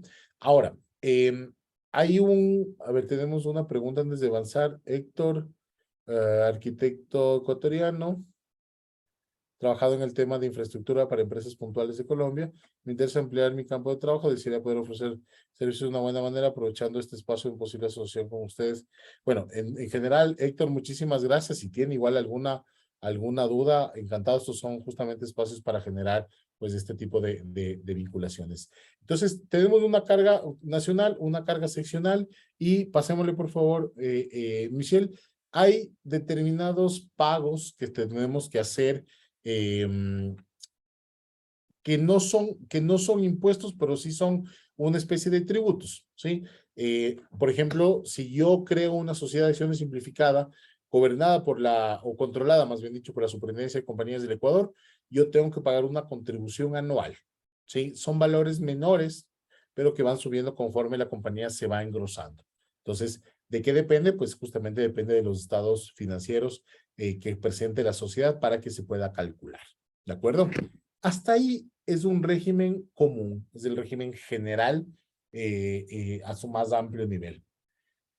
Desde el año 2020, noviembre del año 2020, se aprobó en el Ecuador una reforma fiscal. Ustedes también tienen una última reforma fiscal del año anterior. Aquí en el Ecuador también hubo una reforma fiscal. Creo que casi todos los países tuvieron que hacerlo por el tema del COVID. Entonces, ¿qué hizo el gobierno actual? Dijo, bueno, a ver, yo tengo una gran informalidad, que es lo mismo que tiene Colombia. Tengo una gran informalidad en el mercado. Necesito incentivar la generación del comercio, necesito generar la creación de nuevas compañías, necesito dinamizar mi economía. Entonces generan un régimen impositivo simplificado, ¿sí? Que se llama RIMPE o abreviadamente RIMPE, ¿no es cierto? Este RIMPE básicamente aplica para aquellos negocios, no solo compañías, negocios, que facturen $300,000, ¿sí? Y que sean nuevos, ¿de acuerdo? Entonces, de inicio, todas las sociedades que se crean prácticamente en el Ecuador, con determinadas excepciones, van a arrancar con un régimen impositivo simplificado. ¿Qué significa esto? Que si yo no genero más de $300,000 en los primeros 3 años de funcionamiento, yo voy a pagar un máximo del 2%, ¿sí? Un máximo del 2% sobre mis ingresos, ¿sí? Entonces, vamos a hacer un ejemplo. El primer año de funcionamiento decidimos crear una sociedad colombiana, pues, que presta determinados servicios y, pues, factura $250,000. Por esos $250,000, como ustedes verán en esta tablita, voy a tener que pagar 2,797,52 por estar en la fracción básica, y sobre los $50,000 voy a pagar el 2%, que son $1,000 más, que serían en total 3,797,52. 3,797,52 por obtener $250,000 de ingresos no está mal, ¿sí? No está mal. Entonces me dirán, pero los primeros años siempre uno empieza perdiendo. Hay que saber también manejar la contabilidad justamente para tratar de evitar estas distorsiones. Pero este es un régimen que aporta a una simplificación de la burocracia tributaria, ya que no se tienen que hacer declaraciones todos los meses, sino que se hacen declaraciones semestrales, lo cual reduce el costo de los servicios contables que tienen que contratar aquí en el Ecuador. Si ustedes quieren iniciar un negocio en el Ecuador, no tienen que ver primero tienen que ver primero un abogado, pero el abogado no es indispensable, pero sí un contador. Ustedes no pueden arrancar un negocio, no se puede abrir un registro único de contribuyentes, que es su cédula fiscal, si no tienen un contador, ¿sí? Por eso, por este tipo de situaciones, en la firma, en el estudio jurídico, tenemos un outsourcing completo. ¿Qué implica esto? Que el estudio jurídico para los negocios colombianos, negocios extranjeros que están arrancando, tiene un servicio que incluye la representación fiscal, la domiciliación fiscal en nuestras oficinas, y incluye llevar la contabilidad de la compañía, es decir, un todo en uno, ¿sí? Que permita que la empresa solo funcione. O sea, se dedique a la parte operativa, y pues los abogados se encargan de la parte burocrática, de la parte administrativa, de la parte contable, obviamente en total coalición con los departamentos fiscales, departamentos contables en Colombia, y sobre todo con el revisor fiscal. Ustedes tienen una figura que es muy interesante, que le han hecho que sea importante, que es la figura del revisor fiscal. Entonces, este asesor tributario que ustedes tienen es muy importante para poder hablar el mismo idioma. Entonces, por ejemplo, ahorita estamos con una empresa que tiene unos productos que son unos suplementos alimenticios que casi se asimilan a unos medicamentos, pero siguen siendo un suplemento alimenticio. Y claro, se abrió aquí en Ecuador, va a hacer sus ventas acá en el Ecuador, pretende trabajar con el sector público, y pues lo que estamos haciendo ahorita es homologando el plan de cuentas que ya tienen en Colombia para tratar de traerlo acá en el Ecuador. No hay que inventarse el agua tibia, hay que hacerlo la vida más sencilla al inversionista, al empresario, y que hablen el mismo idioma. Entonces, si contablemente no se habla el mismo idioma, yo voy a tener una distorsión en los números, ¿no es cierto? No voy a saber exactamente, pues tengo que definir, una vez que yo abro una sucursal en Ecuador, pues tengo que definir quién va a consolidar los balances, porque tengo que consolidar los balances de Ecuador y Colombia. Lo voy a hacer en dólares, lo voy a hacer en pesos. Bueno, todas estas cuestiones son las que nosotros les colaboramos para simplificar los tiempos, ¿no? Muchas veces las autoridades acá en el Ecuador no siempre colaboran para cumplir con con los tiempos y con los plazos, pero al menos estructuralmente, pues el empresario colombiano tiene una idea clara de a dónde va a llegar. Entonces, este es un régimen que aplica solo por 3 años. Una vez pasados los 3 años, sencillamente seguimos al régimen normal, que es del 25% sobre la utilidad. En el ejemplo que yo les ponía de $250,000, imaginemos que estamos en el 4º año y hemos facturado $250,000. Esos $250,000, supongamos que tiene una utilidad del 10%, ¿sí? Es decir, $25,000 es de utilidad. Sobre esos $25,000, yo voy a pagar el 25% de impuesto a la renta, ¿sí? Que en los cálculos sería $6,250, que es un poco más elevado que lo que acabamos de mencionar. Ahora, este régimen es adecuado cuando tengo un margen de utilidad importante. Cuando tengo márgenes de utilidad muy chiquito, yo me puedo dar cuenta que este régimen pues no me conviene. Necesitaría un régimen, pasarme al régimen ordinario. Lamentablemente no es optativo, sino que es algo mandatorio que tengo que estar en este régimen. Hay excepciones, hay negocios que no pueden estar bajo un régimen impositivo simplificado. Si yo me voy a dedicar al transporte, ¿sí? Si yo me voy a dedicar a aspectos financieros o monetarios, regulados por el Código Orgánico Monetario y Financiero, si es que yo me voy a dedicar a temas de construcción, tampoco me puedo acoger a este régimen impositivo. Si yo me voy a dedicar a temas mineros, si yo me voy a dedicar a temas petroleros, también están excluidos de este régimen, ¿sí? Por ponerles, obviamente, algunos ejemplos, ¿sí? Avancemos, por favor. Estamos a 10 minutos de ir terminando. Si tienen igual alguna pregunta, lo pueden dejar en el chat. El régimen de dividendos. ¿Para qué invierto yo como empresario? Ustedes me dirán, para generar empleo, para hacer de Latinoamérica un mejor lugar para vivir, porque quiero sacar adelante a mi familia, etc. La principal motivación lo que permite que se mantengan los negocios es la rentabilidad, es la utilidad, es el dividendo. ¿Cuánto me queda al final de mi inversión? Oye, mira, yo voy a dejar de poner este $1,000,000 en el banco, voy a dejar de poner este $1,000,000 en comprar un inmueble, voy a dejar de poner este $1,000,000 en donde sea para abrir una compañía y asumir un riesgo, ¿no es cierto? Entonces, ese riesgo tiene que venir alimentado en el mediano plazo, en el largo plazo, dependiendo cómo sea su negocio, por un retorno. Ese retorno se llama dividendo, ¿no es cierto? ¿Cómo funciona aquí en el Ecuador? Una compañía, una sociedad que haya generado un dividendo, que ya haya pagado el 15% de sus trabajadores y que ya haya pagado el 25% de impuesto a la renta aquí en el Ecuador, o bajo el régimen RIMPE hasta el 2%, el excedente del dividendo, del resultado del año, pues puede ser entregado a los accionistas. ¿Qué pasa si mi accionista es persona natural colombiana? Pues si mi accionista es persona natural colombiana, yo tengo que entregar estos dividendos básicamente a Colombia. ¿Cuáles son las dos preguntas? Oye, ¿y este dividendo paga impuestos adicionales?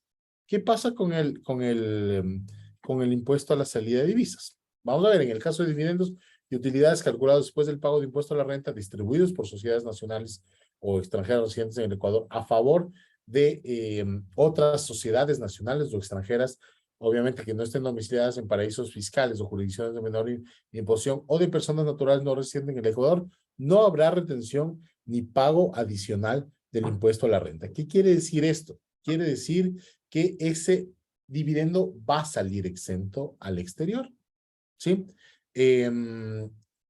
¿Cuándo no aplica esto? Cuando el beneficiario final es una persona natural residente aquí en el Ecuador. ¿Qué dice la normativa ecuatoriana? Dice que uno de las obligaciones tributarias que yo tengo que cumplir en el Ecuador es declarar al Servicio de Rentas Internas quiénes son mis beneficiarios efectivos, todos. ¿Quiénes son todos mis beneficiarios efectivos? Salvo que cotice en bolsa. Tuvimos un caso de una sociedad ecuatoriana constituida a su vez por una sociedad colombiana que estaba constituida por un sinnúmero de asociaciones campesinas y un sinnúmero de personas. Oiga, se hizo imposible cumplir con la obligación acá en el Ecuador y esta compañía aquí en el Ecuador pues tuvo una sanción. ¿Cuál es la sanción? Cuando yo no informo quiénes son mis beneficiarios efectivos, que mi tarifa de impuesto a la renta sube del 25 al 28. ¿Sí? Entonces, si yo no le informo, voy a tener un castigo de 3 puntos porcentuales. ¿Correcto? Pero supongamos que estamos en la normalidad, estoy entregando información, voy a repartir dividendos, mi accionista no está en paraíso fiscal, mi accionista no es ecuatoriano, el dividendo sencillamente sale, ¿sí? ¿Qué sucede cuando se va a un paraíso fiscal? Evidentemente que no es el caso, porque estamos hablando de Colombia, pero se tiene que pagar una tasa adicional y también se tiene que pagar el impuesto a la salida de divisas en este tipo de casos, ¿correcto? Recordemos, a su vez, este dividendo va a llegar a la empresa colombiana o al accionista colombiano. Entonces va a decir, bueno, ya lo tengo en Colombia, ¿qué hago en Colombia con este dinero? Pues recuerden que tenemos el convenio para evitar la doble imposición andina, ¿sí? En la comunidad andina, que establece que solo se puede someter a tributación en uno de los países. Y generalmente, no generalmente, en este caso es en fuente donde se hace la captación de estos recursos. Entonces, con sus asesores fiscales analizan cómo declarar este ingreso allá en Colombia. Lo mismo sucede, aprovechando el ejemplo, cuando una compañía ecuatoriana retiene por un pago que hace al exterior. La empresa colombiana me factura $100,000 por servicios y yo debo, como Ecuador, retener un valor. ¿Cuánto? El 25% del impuesto a la renta debo retener de esos $100,000. ¿Qué pasa con esta retención? Esta retención le sirve a la compañía ecuatoriana para ya no volver a pagar impuesto a la renta sobre ese ingreso, ¿sí? Para eso sirve el convenio de doble imposición, para evitar la doble imposición de estos $100,000, tanto en Colombia como en Ecuador. ¿Qué es lo que dice el convenio? Retén en Ecuador, y por ende este ingreso debe estar exento para la normativa colombiana, que efectivamente lo está, lo hemos aplicado en múltiples ocasiones, ¿sí? Y se lo declara pues como un valor que ya tributó. ¿Qué es lo que le pide la DIAN? La DIAN pide que el Servicio de Rentas Internas en el Ecuador certifique que efectivamente ese ingreso que está recibiendo la empresa colombiana ya tributó en el Ecuador. Es un proceso burocrático que hay que hacerlo aquí en el Ecuador, pero que es necesario para que ustedes en Colombia lo puedan tener ese ingreso como exento. ¿Qué quiere decir eso? Que no va a entrar como parte de los ingresos gravables del año fiscal, ¿sí? Avancemos, por favor, si no tienen nadie alguna pregunta. Bien, esto es, pasémosle nomás esta parte, Michelle, porque esto es cuando se genera el pago. Vamos a ver rápidamente algunas exenciones o beneficios tributarios que existen y que pueden ser aplicados dependiendo cada uno de los negocios y haciendo un análisis independiente. Una reducción de 3 puntos porcentuales sobre la tarifa del impuesto a la renta hasta por 15 años, a lo que son nuevas inversiones. Una reducción de 5 puntos porcentuales sobre la tarifa de impuesto a la renta hasta 15 años en lo que son contratos de inversión, que es lo que conversamos. Un crédito tributario por los pagos que se realizan al exterior en determinadas ocasiones. Y aquí me voy a detener cómo funciona el tema del IVA. El tema del IVA es muy similar a Colombia, salvo que el IVA en Ecuador es único, o es 12 o es 0.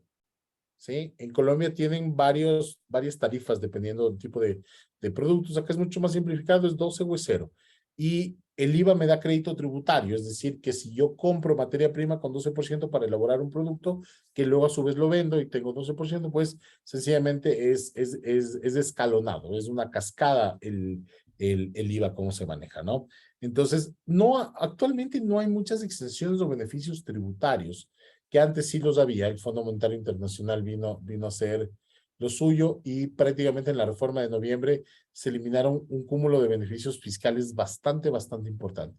Eso no quiere decir que no haya espacio para alguna planificación o alguna optimización. Siempre hay espacio, siempre y cuando se lo haga obviamente apegados a la ley para evitar contingentes, por supuesto que sí, pero siempre hay espacios para tratar de reducir. Estos son análisis que se lo hace de forma individual. Pasamos a la siguiente, que creo que es la planificación la planificación tributaria. Esto es muy importante en sus inversiones, ¿no? ¿Cuánto va a costar mi operación en Ecuador? ¿Sí? ¿Cuánto me cuesta abrir la compañía? ¿Cuántos son los costos laborales que voy a tener que asumir? ¿Cuáles son los impuestos que tengo que pagar para yo determinar y decirle a mi inversionista efectivamente cuánto le va a llegar, ¿no es cierto? Entonces, básicamente, ¿para qué sirve? Sirve para que el contribuyente cancele la menor cantidad de impuestos posibles siempre y cuando pegados a la ley, ¿no? Entonces, se hace un análisis tributario, se planifica la menor carga y dentro de la planificación de la menor carga puede estar la localización de la empresa en determinados sectores. Entonces, por ejemplo, hay dos cantones, dos provincias, más bien dicho, aquí en el Ecuador, que tienen determinados beneficios o incentivos fiscales, que son Esmeraldas y Manabí, derivado del terremoto que tuvimos en el año 2016. También tenemos determinados beneficios en cantones fronterizos, ¿sí? Entonces, esto justamente con la finalidad de generar esta dinámica comercial. Ahora, colocarse en estos cantones, si es que no hay la logística, si es que no hay los recursos, si es que no hay los puertos, si es que no hay los aeropuertos, si es que no hay la conectividad necesaria, si es que mis clientes no están ahí, pues no me sirve de absolutamente nada, porque lo que me voy a ahorrar tributariamente, pues me lo voy a gastar en pasajes de avión, ¿no es cierto? Entonces, hay que identificar cuál es el mejor lugar para poder localizar la inversión. Inclusive nosotros hemos tenido casos en los cuales por temas tributarios las compañías se mudan de cantones, se mudan de municipios y se van a otros lugares, básicamente por costos fiscales y mantienen sencillamente una operación logística, ¿no?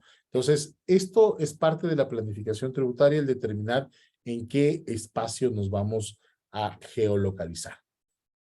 Pasémosle, por favor, creo que estamos llegando también del convenio de doble tributación, creo que hemos venido conversando a través de ejemplos que hemos venido dando. No hay que olvidarnos que existe este instrumento andino y tiene como finalidad que si yo pago en un lugar, no debo pagar en otro lugar. Ustedes me dirán, pero a veces la DIAN no funciona así, me lo han dicho.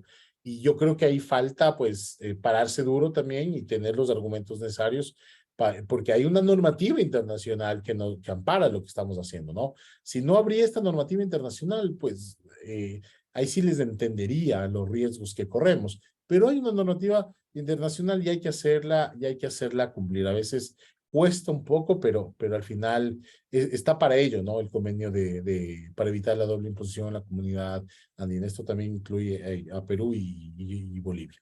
Ok, creo que con eso hemos terminado. Me parece, Michelle, si no hay, perfecto, déjele ahí. No, ¿hay alguna pregunta respecto del asunto societario, del asunto laboral, del asunto fiscal que alguien tenga? Pues tenemos todavía unos 10 minutos para irlas absolviendo.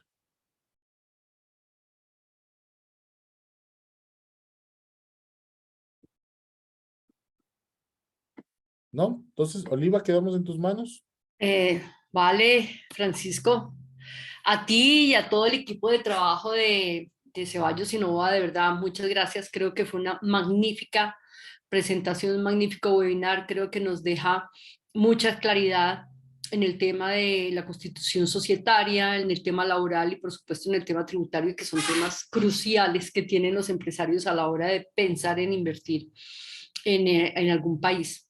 De todas maneras, a todos los que están aquí presentes, les contamos que esta presentación se colgará en la página web de la Cámara para que siempre la puedan estar consultando. Creo que es muy valioso este webinar y será muy valioso en el tiempo. Así que, Francisco, muchas gracias. Y a todos los presentes que nos acompañaron, de verdad, muchas gracias. Por estar con nosotros y esperamos que este webinar haya sido de toda su utilidad. Mil gracias a todos. Muchas gracias a ti, Oliva, y a la Cámara, pues como siempre, a su servicio y un placer estar con ustedes. Y quedamos pendientes de hablar con la Cámara de Pasto, a ver qué podemos hacer al respecto. Sí, del tema de seguridad social, Oliva, yo creo que ahí hay mucho que se puede se puede hacer y hacerles cumplir básicamente lo que existe, pero dale, seguimos conversando y como siempre apoyando en lo que podamos. Vale. Ok, muchas gracias a todos. Listo, un abrazo, En una gracias. próxima oportunidad nos estaremos viendo. Hasta luego. Gracias, a hasta todos. luego. Muy amables.